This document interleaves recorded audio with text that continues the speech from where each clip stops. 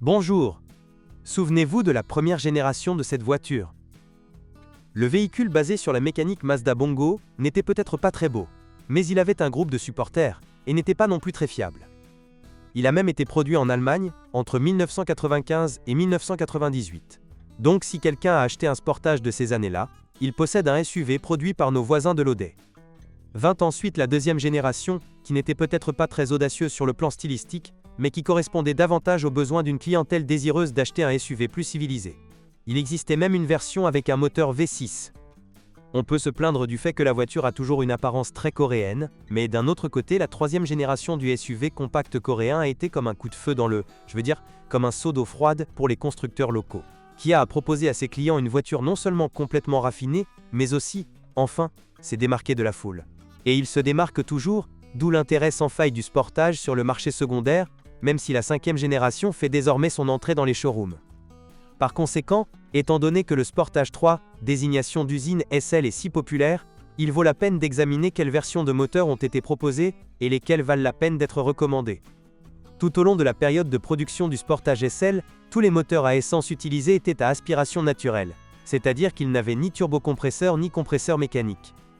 La gamme, avant et après le lifting, celui-ci a eu lieu au printemps 2014, a été ouverte par l'unité 1.6 GDI. Ces trois lettres signifient Gasoline Direct Injection, c'est-à-dire injection directe de carburant, ce qui remet en question le sens de l'utilisation d'une installation au gaz. Vous pouvez en installer un qui injecte du GPL de manière intelligente, le moteur brûle alors généralement 3/4 d'essence et 1/4 d'essence, les proportions dépendent du style de conduite.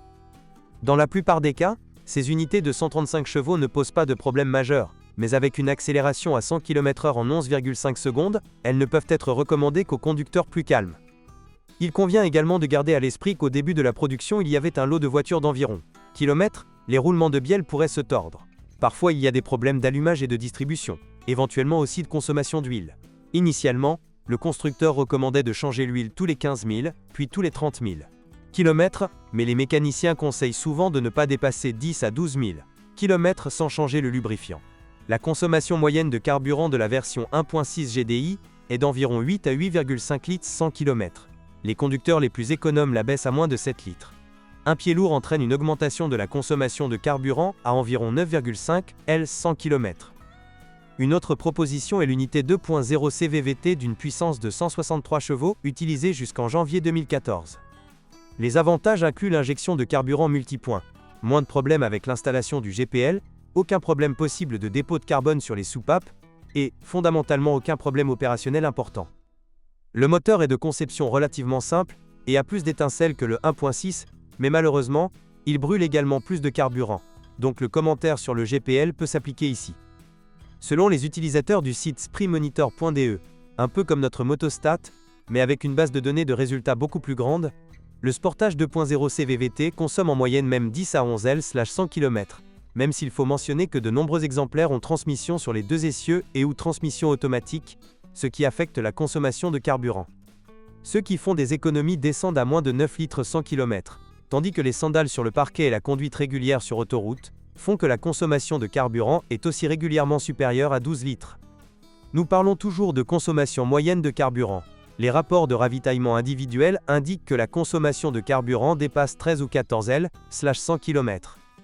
La dernière version essence proposée sur notre marché était le moteur 2.0 GDI d'une puissance de 166 chevaux. Il remplaçait la version mentionnée ci-dessus à injection multipoint. Elle ne présente pas d'inconvénients majeurs, mais elle ne diffère pas beaucoup en termes de consommation de carburant de la version CVVT. Alors cela présente-t-il des avantages supplémentaires? Eh bien, c'est le cas, mais ne devenez pas fous. Les voitures équipées du 2.0 GDI sont légèrement plus dynamiques et simplement plus récentes. Elles n'ont été produites qu'en 2014 à 2015. Ils ont également une boîte de vitesses différente, nous en reparlerons dans un instant. La voiture coréenne a utilisé un moteur CRDI de 2 litres d'une puissance de 136 chevaux pendant toute la période de production et une variante 1.7 CRDI de 115 chevaux pendant une période un peu plus courte. Au second semestre 2011, une version de 184 chevaux d'un moteur diesel plus gros a été ajoutée à l'offre. Le plus petit des moteurs mentionnés est le moteur connu par exemple d'Optima. Le problème est que dans la berline du segment D, elle était considérée comme trop insuffisamment dynamique, et là elle avait 136 chevaux. Comme vous pouvez facilement le deviner, Dans la Sportage légèrement plus lourde, la variante affaiblie a certainement quelque chose à voir. Le couple maximum atteint ici à peine 260 Nm. Dans Optima, c'est 320-325 Nm. La seule consolation est le son relativement agréable, c'est bien sûr une question subjective, et la bonne durabilité, même s'il faut noter qu'un lot de ces moteurs a eu des problèmes avec le joint de culasse. Dans certains cas, la réparation / le remplacement de la culasse, et bien sûr du joint lui-même, a aidé, mais il existe également des cas de remplacement de l'ensemble du pilier. Vous devez également faire attention aux crépines de pré-traitement du carburant obstruées. La chaîne de distribution est durable, mais pas éternelle. Les voitures avec un kilométrage plus élevé, environ 300 000 km, peuvent nécessiter son remplacement.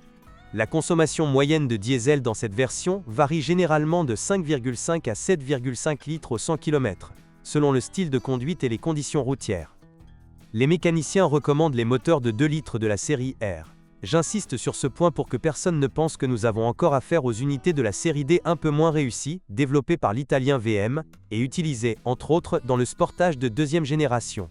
Leur durabilité est tout aussi élevée dans les deux versions de puissance, meilleure que le bon 1.7 CRDI. Il vaut donc bien sûr la peine de rechercher le plus puissant, d'autant plus qu'il n'y a pratiquement aucune différence de consommation de carburant, en moyenne 6,8-10 fortes. 100 km. Il y a très peu de défauts reproductibles ici. Dans ce groupe, il convient de mentionner les défaillances de la poulie. Peut nécessiter un remplacement tous les 80 à 100 000 km. Et divers capteurs. Les moteurs diesel, plus petits et plus gros, utilisaient ce qu'on appelle filtre à particules sèches. Ils ne sont pas plus défectueux que ceux de la concurrence.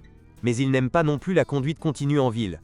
Pour cette raison, le Sportage à moteur diesel est un meilleur choix pour la conduite mixte ou simplement pour l'itinéraire. Assez typique des SUV compacts, le Kia Sportage SL était proposé avec une traction avant ou une transmission intégrale.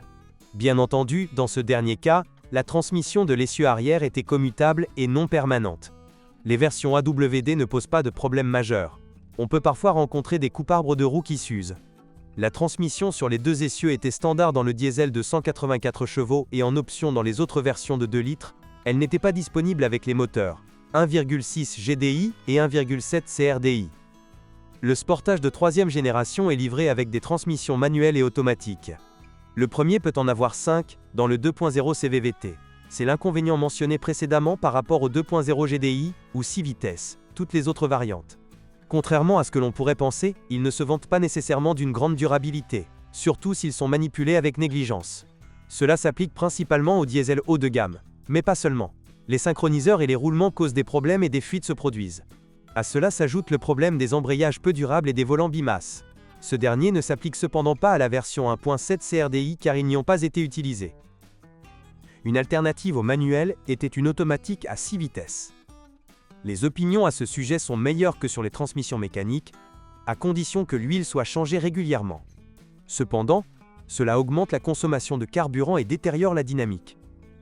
Bien que le Kia Sportage 3 soit aux prises avec plusieurs problèmes d'autres catégories, dont l'usure rapide des suspensions et la corrosion du châssis, les moteurs de ce modèle sont définitivement le point fort du SUV coréen. Ce ne sont pas nécessairement des démons de la vitesse, mais il est rare dans les voitures concurrentes qu'aucun moteur de la gamme ne doive être explicitement déconseillé. Le meilleur dans tout cela est qu'aucune des versions n'est une rareté sur le marché secondaire. Vous pouvez donc facilement parcourir les offres à la recherche d'une voiture adaptée. Pas étonnant que les clients recherchent ces voitures et que les prix baissent très lentement. Et si vous connaissez des défauts courants, vos commentaires seraient appréciés. Bonjour les amis, vous cherchez une voiture d'occasion, vous devez prêter attention au site web carm.pro. Carm.pro est grand catalogue de voitures, moteurs, boîtes de vitesse. Et le meilleur, c'est que vous pouvez trouver des informations sur les pannes de n'importe quelle pièce. Complètement gratuit. Allez sur le site web carm.pro et découvrez tous les éventuels points faibles des voitures d'occasion.